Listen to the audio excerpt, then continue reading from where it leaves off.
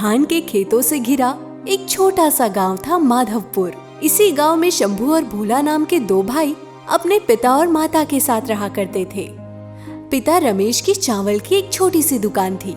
शंभू और भोला भी इसी दुकान को चला रहे थे।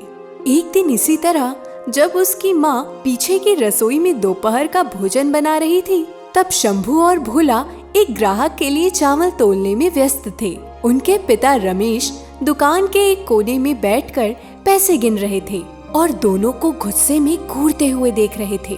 तभी शंभू का ध्यान अपने पिताजी की तरफ जाता है। हमने कुछ गलत कर दिया क्या?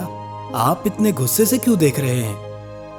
अरे गुस्सा ना करूं तो क्या तुम दोनों की आरती उतारूं? सारा गांव मेरे पीठ पीछे हमारी हंसी उड़ाता है, और वो भी सिर्फ तुम दोनों की वजह से। हमारी वजह से? हमने ऐसा क्या किया? नाम भोला है तो भोला बनने की कोशिश मत करो। और मैंने अपने जीवन की पूरी कमाई लगा दी तुम दोनों को पढ़ाने में। और तुमने भोला, तुमने तो MBA किया है ना, तो क्या ये सब ही करना था MBA के बाद? क्या क्या बड़े सपने देखे थे मैंने और तुम्हारी माँ ने, लेकिन तुम्हें क्या फर्क पड़ता है? इतना कहकर रमेश वहाँ से घर के अंदर चला जाता है। क्या हुआ जी? क्यों सुबह सुबह बच्चों को डांटने लगे? मुझे तो कुछ समझ नहीं आता कि क्या करूं मैं। कल को इनकी शादी करनी होगी तो कैसे करेंगे? ले देकर अब बस एक खेत ही बच गया है हमारे पास, लेकिन अब मैं इसके ऊपर एक भी पैसा खर्च करने वाला नहीं। ऐसा मत कहिए, अपने ही बच्चे हैं, कुछ समय और दीजिए, सब ठीक हो जाएगा। भैया, इस साल की फसल अच्छी हुई है, हमें अपने व्यापार का विस्तार करना चाहिए और आसपास के शहरों में बिक्री शुरू करनी चाहिए। तुम सही हो शंभू, हम अकेले गांव वालों पर निर्भर नहीं रह सकते, हमें नए ग्राहक खोजने होंगे। तभी उनकी सारी बातें उनके पड़ोस में रहने वाला चंदन सुन लेता है। चंदन भी बगल में ही अपने पिता दीनानाथ की चावल की दुकान संभालता था। अच्छा, तो यहाँ पर तरक्की के सपने देखे जा रहे हैं, और मैं तो जैसे तैसे यहाँ गांव में मक्खी मारने के लिए बैठा हूँ ना। इनका कुछ तो करना होगा, वरना अगर ये कामयाब हो गए तो पिताजी मुझे ताना मार मार के परेशान कर देंगे। उधर दोनों भाइयों को पिताजी की बात बहुत खटक रही थी, इसलिए पूरी रात वो सोचते रहे कि उन्हें क्या करना चाहिए। और इसी सिलसिले में अगले दिन दोनों गांव के सरपंच श्यामलाल जी के पास जाते हैं। मुखिया जी प्रणाम। अरे बेटा, आओ आओ, कैसे आना हुआ? सब ठीक तो है? वैसे इस बार तो फसल भी अच्छी हुई है। हाँ सरपंच जी, हम भी बस उसी सिलसिले में आपसे बात करने आए थे। मुझसे क्या मदद चाहिए बताओ? मुझसे जो बन पड़ेगा मैं जरूर करूंगा। सरपंच जी, क्या आप आसपास के कुछ कस्बों के बारे में बता सकते हैं जहां हम अपना चावल बेच सके? हा, अरे बस इतनी सी बात। वैसे तुम दोनों बिल्कुल सही समय पर आए हो। विकास नाम का एक व्यापारी पास के कस्बे में राइस मिल लगा रहा है, आप अपना चावल उसे बेच सकते हैं।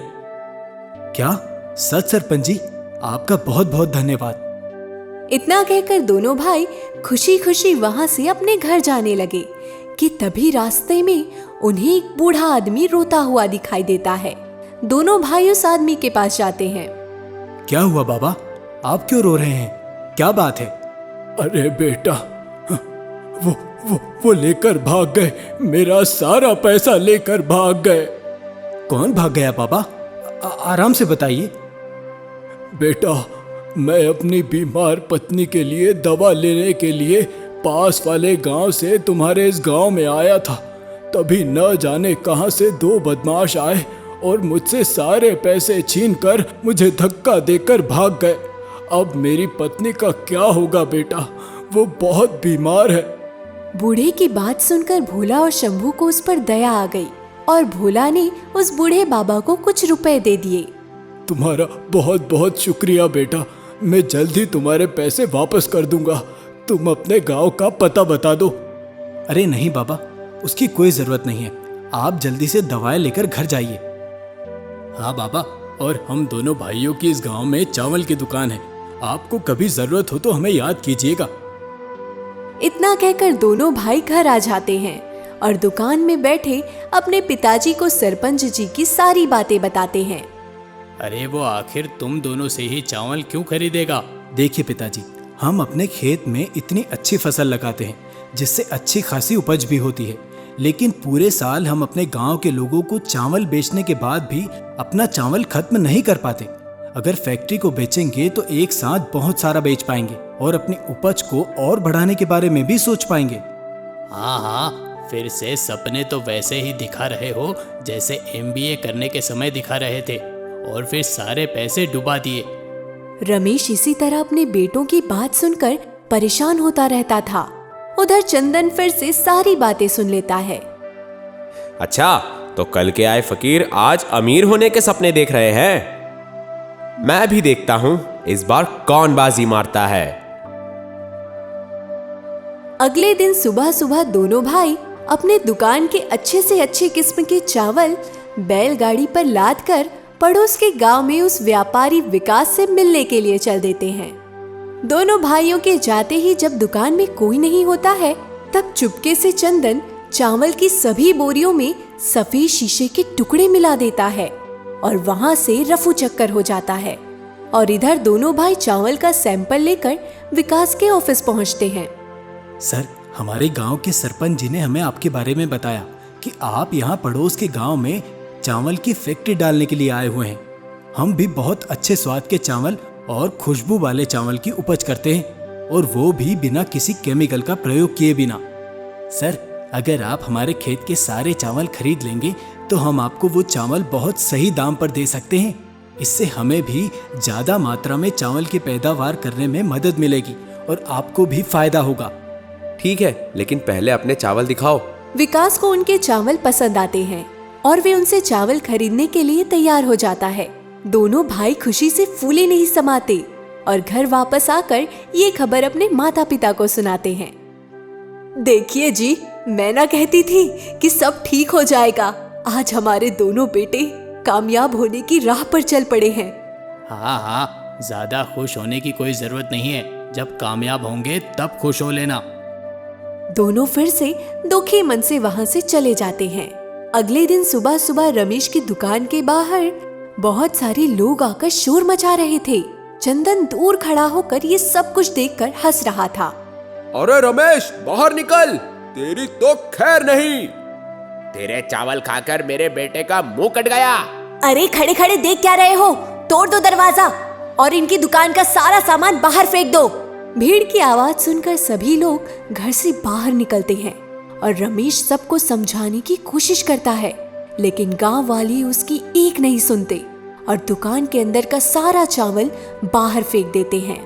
रमेश का रो रो कर बुरा हाल हो जाता है और उसकी तबीयत खराब हो जाती है। अब सभी गांव वाले सिर्फ चंदन की दुकान से चावल खरीदने लगे। उधर विकास को जब ये पता चला तो उसने भी दोनों भाइयों से चावल खरीदने से मना कर दिया। तुमसे चावल लूंगा तो मेरी फैक्ट्री चालू होने से पहले ही बंद हो जाएगी। निकल जाओ दोनों यहाँ से। चावल न बिकने से घर में पैसों की तंगी हो गई थी और रमेश की हालत बिगड़ती जा रही थी। भोला, शंभू, जल्दी आओ, देखो ना तुम्हारे पिताजी को क्या हो गया है, पूरा शरीर तप रहा है। दोनों दौड़कर वैद्य जी के पास जाते हैं। उनके दुकान को छोड़कर जाते ही चंदन फिर से उनके गोदाम में शीशे की बोरी लिए घुसता है कि तभी वहां पर वही बूढ़ा व्यक्ति दोनों भाइयों के पैसे वापस करने आता है और चंदन को शीशा मिलाते हुए देख लेता है। अरे बदमाश, ये तू क्या कर रहा है? उन बच्चों की दुकान का चावल क्यों खराब कर रहा है? अरे देखो देखो गांव वालों, ये चावल में शीशा मिला रहा है। आवाज सुनकर राकेश भी बिस्तर से उठ खड़ा होता है और बाहर आकर चंदन को शीशे की बोरी के साथ रंगे हाथ पकड़ लेता है। सारे गांव वालों की भी भीड़ लग जाती है। सभी चंदन को मारने के लिए आगे बढ़ते हैं, लेकिन तभी विकास वहां आ जाता है और गांव वालों को रोक देता है। रुक जाइए सभी लोग, पहले भी आप लोगों ने गुस्से में आकर रमेश जी का बहुत नुकसान किया है। अरे मैं तो यहाँ इस चंदन से चावल खरीदने की बात करने आया था, लेकिन मुझे क्या पता था कि ये इतनी गंदी हरकत करेगा। तभी दोनों भाई वैद्य जी के साथ वहां पहुंचते हैं और उन्हें भी सारी बात पता चलती है। पिताजी, आप ठीक हो गए। हमारे लिए इससे बड़ी बात और कुछ नहीं हो सकती। मुझे माफ कर दीजिए रमेश चाचा, मैं आपके बेटों की तरक्की होने से डर रहा था, क्योंकि फिर मेरे पिताजी मुझे जिंदगी भर ताना मारते रहते, इसलिए मैंने ऐसा किया। इस बात से रमेश को भी अपनी गलती का एहसास होता है कि वो भी अपने बेटों पर कहीं ना कहीं अनावश्यक दबाव बना रहा था और वो चंदन को माफ कर देता है।